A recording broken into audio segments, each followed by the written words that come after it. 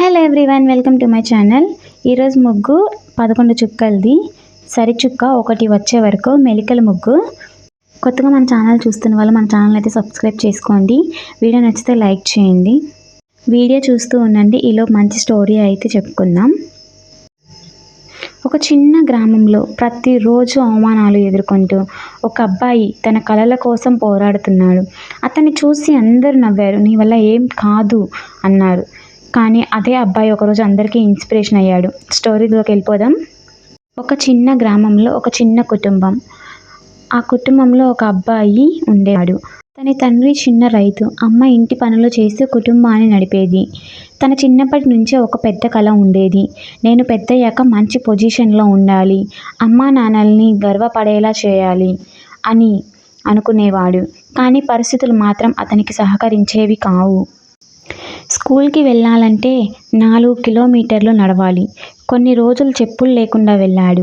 క్లాస్లో కొంతమంది పిల్లలు అతన్ని చూసి నవ్వేవారు.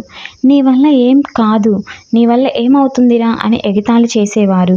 ఆ మాటలు తన మనసులో గాయాలయ్యాయి. కానీ ఒకరోజు తన అమ్మ చెప్పిన మాట అతని జీవితాన్ని మార్చింది. నిన్ను ఎవరు నమ్మపోయినా నువ్వు నిన్ను నమ్ము బాబు. ఆ రోజు నుంచి తన నిర్ణయం తీసుకున్నాడు. ఎంత కష్టం వచ్చినా సరే ఓడిపోకూడదని. తను ఇంటర్ పూర్తి చేసిన తరువాత తను నగరానికి వెళ్ళాడు. చిన్న గదిలో నలుగురితో కలిసి ఉండేవాడు. పగలు పార్ట్ టైం పని, రాత్రి చదువుకునేవాడు. చాలాసార్లు ఆకలితోనే నిద్రపోయాడు. ఒకసారి ఉద్యోగం కోసం ఇంటర్వ్యూకి వెళ్ళాడు. చాలా ఆశతో వెళ్ళిన ఆ ఇంటర్వ్యూలో అతన్ని రిజెక్ట్ చేశారు. నీ ఇంగ్లీష్ బాగోలేదు, నీ కమ్యూనికేషన్ స్కిల్స్ బాగోలేవు, నీకు కాన్ఫిడెన్స్ లేదు అని చెప్పారు. ఆ రోజు తను రోడ్డు పక్కన కూర్చొని చాలా ఏడ్చాడు. నేను నిజంగానే పనికి రానివాడినాయనా అని అతనిని తాను ప్రశ్నించుకున్నాడు.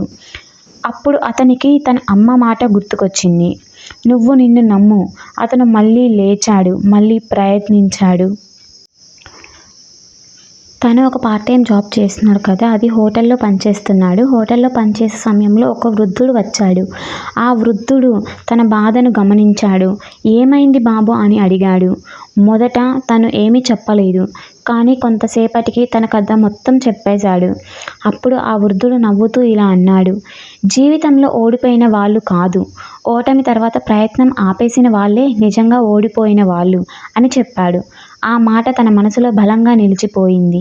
ఆ వృద్ధుడు అతనికి ఒక పాత పుస్తకం ఇచ్చాడు. ఆ పుస్తకంలో ఒక సెంటెన్స్ ఉంది. Success does not come from comfort, it comes from struggle. ఆ రోజు నుంచి తను తన జీవితాన్ని మార్చుకోవాలని మరింత కష్టపడటం మొదలుపెట్టాడు. అప్పటి నుండి తను ఉదయం 4 గంటలకు లేవడం, communication skills, computer learning, English practice, personality development ఇలా ఒక్కొక్క స్కిల్ నేర్చుకుంటూ వెళ్ళాడు. మొదట్లో చాలా కష్టం అనిపించింది. కానీ నెమ్మదిగా అతనిలో కాన్ఫిడెన్స్ పెరిగింది. ఒకరోజు పెద్ద కంపెనీలో ఇంటర్వ్యూ అవకాశం వచ్చింది. ఈసారి భయపడలేదు అతను. నేను ప్రయత్నిస్తాను, ఫలితం ఏదైనా సరే అని వెళ్ళాడు. ఇంటర్వ్యూ అయిపోయాక హెచ్ఆర్ అతనికి చెప్పింది, కంగ్రాచ్యులేషన్స్, యు ఆర్ సెలెక్టెడ్. ఆ మాట విన్న క్షణం అతని కళ్ళల్లో నీళ్లు వచ్చాయి. అతను వెంటనే తన అమ్మగారికి కాల్ చేశాడు. అమ్మ, నాకు ఉద్యోగం వచ్చింది అని చెప్పాడు. అమ్మ ఆనందంతో ఏడ్చేసింది. కొన్ని సంవత్సరాల తర్వాత తను మంచి పొజిషన్లో ఉన్నాడు. డబ్బు వచ్చింది, గౌరవం వచ్చింది. కానీ అతను తన గతాన్ని ఎప్పుడూ మర్చిపోలేదు. తన గ్రామంలోని పేద పిల్లలకు ఫ్రీ క్లాసెస్ ప్రారంభించాడు. నా లాంటి వాళ్ళు జీవితంలో ఓడిపోకూడదు అని అనుకున్నాడు. ఒకరోజు అతన్ని ఎగతాళి చేసిన వాళ్ళే వచ్చి చెప్పారు, నువ్వు నిజంగా గొప్పవాడివయ్యావు. అప్పుడు అతను నవ్వుతూ ఇలా అన్నాడు, నన్ను మార్చింది విజయమే కాదు, కష్టాల్లో కూడా నేను నన్ను నమ్ముకున్న నమ్మకం. జీవితంలో ఎంత కష్టం వచ్చినా సరే, ఎవరైనా నిన్ను తక్కువ చేసి మాట్లాడినా సరే, ఒక్క విషయం మాత్రం గుర్తుపెట్టుకోండి. ఈరోజు ఓడిపోయినట్టు అనిపించినా రేపు గెలిచేది మీరు కూడా కావచ్చు. ఎందుకంటే కష్టపడే వాళ్ళను జీవితం ఒకరోజు తప్పకుండా గెలిపిస్తుంది.